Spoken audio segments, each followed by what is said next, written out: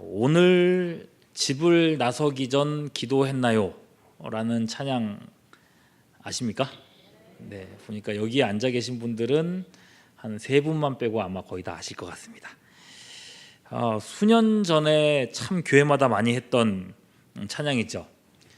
그 찬양의 후렴 가사가 이렇습니다. 기도는 우리의 안식, 빛으로 인도하니 앞이 캄캄할 때 기도 잊지 마세요. 이 찬양을 제가 이렇게 예화로 써야겠다라고 생각할 때에 나도 나이가 들었구나라는 생각이, 예화를 들어도 참 옛날 찬양 예화를 들게 되는구나 하는 생각이 들었습니다. 그럼 어쩌겠습니까? 이것만한 진리가 없는데요. 앞이 캄캄할 때 뭐라고요? 기도. 오늘 설교 제목이 이겁니다. 앞이 캄캄할 때. 성도님들과 이 상담을 하다 보면요, 여러 가지 일들로 이 답답함을 호소하십니다. 내가 뭘 결정할지 모르겠습니다. 일이 안 풀려서 정말 죽을 것 같습니다. 목사님, 나 어떻게 하면 좋습니까? 라고 얘기하세요. 그럴 때 목사의 대답은 뭐겠습니까? 그렇죠. 기도하셔야죠. 네, 그러면 상담하시는 분의 표정은 딱 이겁니다. 결국은 또 기도하라는 얘기냐? 네, 그렇습니다. 기도입니다. 아무리 기도 강조해도 부족하지 않은 것이 기도입니다. 하나님만이 우리의 앞길을 아십니다. 아실 뿐만 아니라 기도하는 자를 반드시 도우십니다. 사실 기도 아니면 답이 없어요. 그러니까 그렇게 얘기할 수밖에 없는 겁니다. 오늘 말씀을 통해서도 이걸 나누려고 하는 겁니다. 예수님의 제자들은, 지금 우리가 사도행전을 읽었죠. 지금 두 번째 상실을 경험하고 있습니다. 첫 번째는 예수님께서 십자가에 죽으셨을 때 경험했었고요. 이제 두 번째는 예수님이 승천, 하늘로 올리심을 받은 후입니다. 예수님이 하늘로 올라가셨으니 지금 그들 곁에는 예수님이 안 계십니다. 예수님은 너희가 성령을 기다리라 라고만 말씀하시고 그 외에는 어떻게 하라는 말씀을 주시지 않았습니다. 그러니 여러분, 120명이나 되는 이 제자들은 이 상황에서 어떻게 해야 될 바를 알지 못하고 있습니다. 뭘 해야 되지?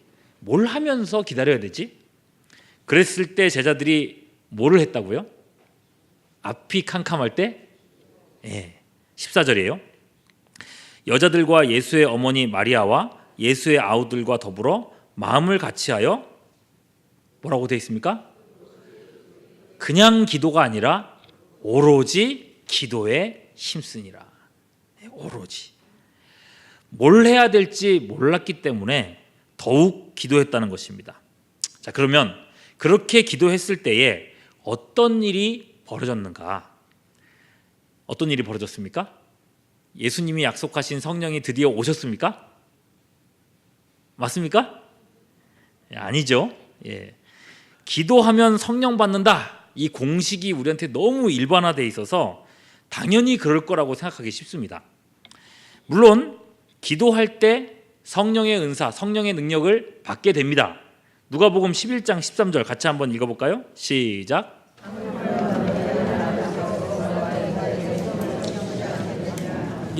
구하는 자에게 뭐를요? 성령을 주지 않겠느냐.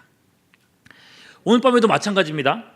메마른 심령으로 이곳에 나오셨더라도 우리가 이 하나님의 말씀, 약속 의지하여 기도하면 담비와 같은 성령의 역사가 반드시 일어납니다. 주님의 약속이니 분명하지 않겠습니까? 기대감을 가지고 오늘 정말 뜨겁게 기도할 수 있는 우리가 될 수 있기를 소망합니다. 그런데 여러분, 오늘 말씀은 달라요. 제자들은 오로지 기도에 힘썼고 기도의 결과가 뭔가 하면요, 성령이 아닙니다. 무엇입니까? 쭉 읽었잖아요. 새로운 사도 마띠아를 뽑게 된 것입니다. 마띠아. 자, 이게 굉장히 중요한 일입니다. 예수님께서 승천하고 나서 13절 보시면요, 새삼스럽게 제자들의 이름을 쭉 나열하고 있습니다. 그 숫자를 한번 세보십시오. 제가 친절하게 나눠드린 프린트 용지에 숫자를 다 일일이 표기를 해놨습니다. 베드로, 요한, 야고보, 안드레, 빌립, 도마, 바돌로메, 마태, 야고보, 시몬, 유다. 몇 명입니까? 예, 11명입니다. 그럼 여러분, 왜 제자들의 이름을 굳이 기록해 놨을까요? 여기다가. 이유는 분명하죠? 뭘 보여주고 싶은 겁니까? 한 명이 부족하다. 그죠? 한 명이 부족하다. 꼭 이 한 명을 채워야겠다는 얘기를 하고 싶은 겁니다. 그래서 마띠아를 뽑은 거예요. 그런데 말입니다. 저는 이 부분 때문에 한참 동안을 고민을 한 적이 있었습니다. 나중에 보면요, 예수님이 친히 이 누구를요, 바울을 사도로 뽑으시거든요. 그렇게 되면 마띠아도 사도고 바울도 사도가 됩니다. 그럼 여러분, 두 명 중에 누가 더 정통일까요? 제가 고등학교 2학년 때인가 했던 고민인 것 같아요. 둘 중에 누가 더 정통일 것 같습니까? 네? 마띠아예요? 네, 바울이라고 생각하시는 분. 네, 그래요. 전 진짜 바울이라고 생각을 했어요. 당연히 바울이죠. 누가 직접 세웠습니까? 예수님이 직접 세웠어요. 이방인을 위한 사도라고 세워주셨거든요. 사도적 정통성으로 따지면 바울이 틀림없이 우선이에요.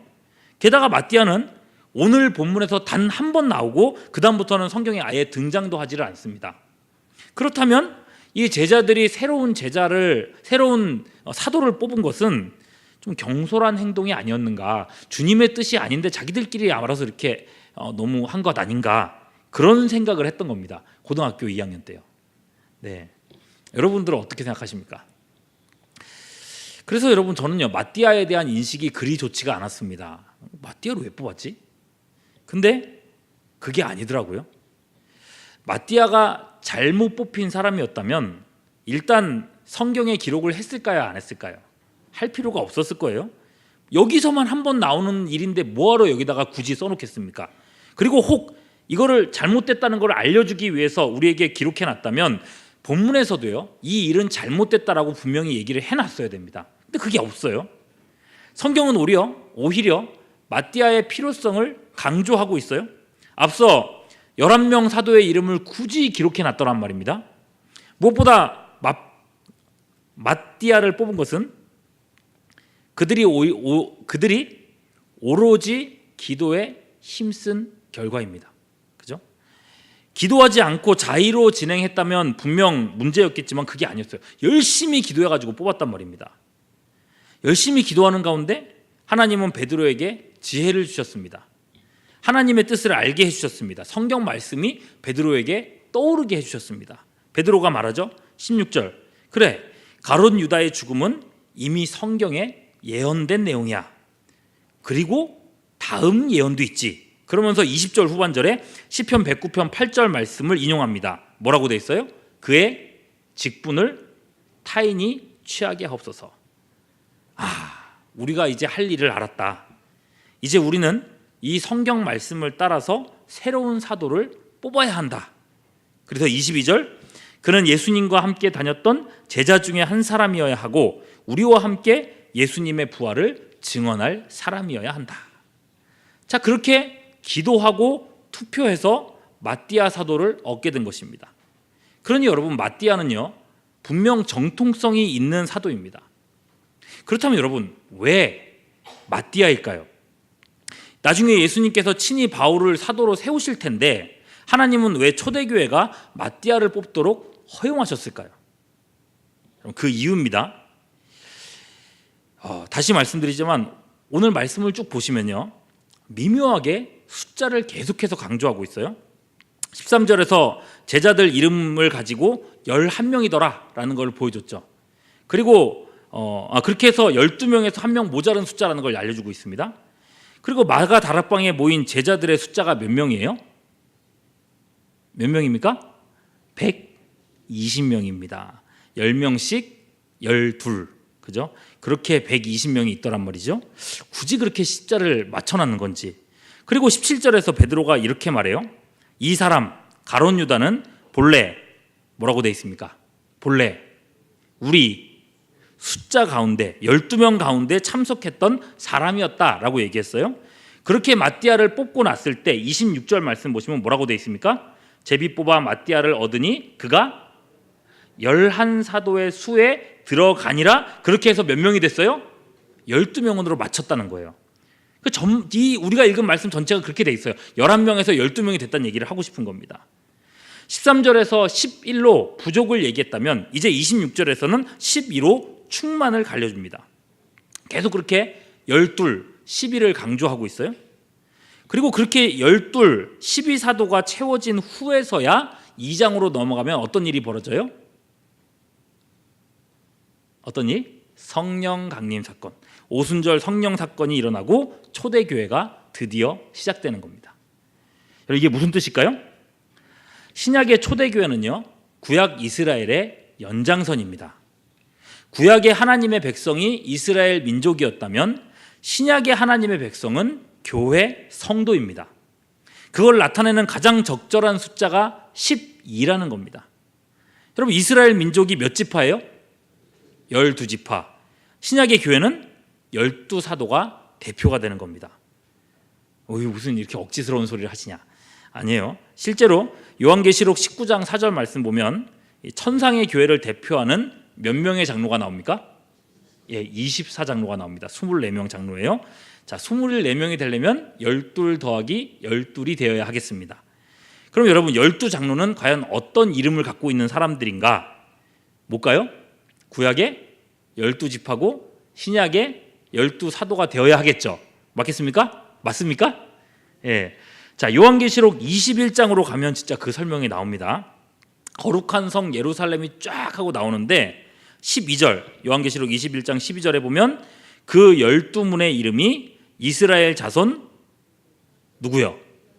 12지파의 이름이고, 자, 14절로 가면요, 그 성곽의 12기초석의 이름이 누구요? 12사도의 12 이름입니다. 이걸 굳이 맞춰놨단 말이에요. 이 흐름을 만들기 위해서 초대교회가 시작되기 이전에 사도의 숫자 12를 맞춰야 할 필요가 있었던 겁니다. 11명으로는 구약과의 연계성을 주장할 수가 없었던 거예요. 여러분, 정리해 볼까요? 12명의 사도가 세워졌고 그 다음에 오순절 성령 강림 사건이 일어나고 초대교회가 시작된 겁니다. 그런 의미에서 나중에 여러분이 천국 가셨을 때 지금 우리가 요한계시록에서 봤던 것처럼 새 예루살렘 성을 쫙 보게 될 거 아닙니까? 거기에서 12기초석의 12사도 이름을 여러분들이 찾아서 보시게 될 텐데 거기에 바울이 있을까요? 없을까요? 지금까지 제가 쫙 설명해 드렸던 거 내용을 보니까 바울의 이름이 있을 것 같습니까? 없을 것 같습니까? 바울의 이름은 없을 겁니다. 대신에 누구의 이름이 있을까요? 마띠아의 이름. 성경에서는 여기서 한 번 나왔지만 거기서는 영원토록 있을 이름이 마띠아일 겁니다. 자, 그렇게 일단 교회가 시작되고 나서는 더 이상 숫자 맞추기는 의미가 없어집니다. 며칠이 지나지 않아서 야고보 사도가 헤롯에게 죽임을 당하죠. 그럼 또다시 사도의 빈자리가 생겼습니다. 근데 그때는 빈자리를 채웠을까요? 안 채웠을까요? 안 채웠습니다. 그대로 지나갑니다. 그럴 필요가 없어진 겁니다. 왜요? 교회는 이미 시작되었기 때문입니다. 한 번 시작된 교회는 주님 오시는 그날까지 결코 무너지지 않습니다. 그러니 여러분, 마띠아 뽑은 일은요, 성경에서 한 번 나오는 사건이지만 굉장히 중요한 사건입니다. 그리고 여러분, 이 위대한 하나님의 역사, 하나님의 섭리, 하나님의 일들이 어디에서 일어났습니까? 뭐 하다가 일어났습니까? 무엇을 해야 될지 알지 못할 때, 주님은 기다리라고만 했고 우리는 뭘 해야 될지 모르고 그런 상황에 있을 때, 내가 뭘 해야 되지? 앞이 캄캄할 때 마음을 같이하여 오로지 기도하는 이 모임 속에서 일어났다는 것입니다. 여러분, 하나님은 오늘도 그렇게 일하십니다. 자기 백성으로 기도할 상황을 만들어 놓으시고 그 기도를 통해서 생각지도 못한 역사를 만들어 가십니다. 여러분, 모든 순간에 기도해야 하겠지만은 특히 앞이 캄캄할 때면 뭘 해야 돼요? 기도해야 된다는 거예요. 여러분, 기도해야 할 때임을 잊지 마시길 바랍니다. 뭘 해야 될지 모르겠어. 어떻게 해야 될지 모르겠어. 여러분, 오늘 밤도 기도의 밤입니다. 로마서 8장 26절 같이 한번 읽어볼까요? 시작. 이와 같이 성령도 우리의 연약함을 도우시나니 우리는 마땅히 기도할 바를 알지 못하나 오직 성령이 말할 수 없는 탄식으로 우리를 위하여 친히 간구하시느니라. 여러분, 무엇을 기도해야 할지 알 수 없을지라도 주님께 마음을 열고 구하시기를 바랍니다. 주님, 뭘 구해야 될지조차도 모르겠습니다. 어떻게 해야 될지도 모르겠는데 기도도 못하겠습니다. 그러면 여러분, 기도의 문을 열어달라고 기도하십시오. 주님, 기도의 문을 열어주십시오. 내 안에 성령님 역사해 주십시오. 주님의 뜻과 지혜의 말씀을 내게 지금 주시옵소서. 기도하시기를 바랍니다. 오늘의 기도를 통해서 나보다 높은 바위에 나를 인도하시는, 내 생각보다 더 크게 일하시는 하나님의 역사를 경험하는 우리 모두가 될 수 있기를 주님의 이름으로 축원합니다. 이 시간 함께 찬양하면서 옆에 나가겠습니다. 찬양하실 때에 지난번에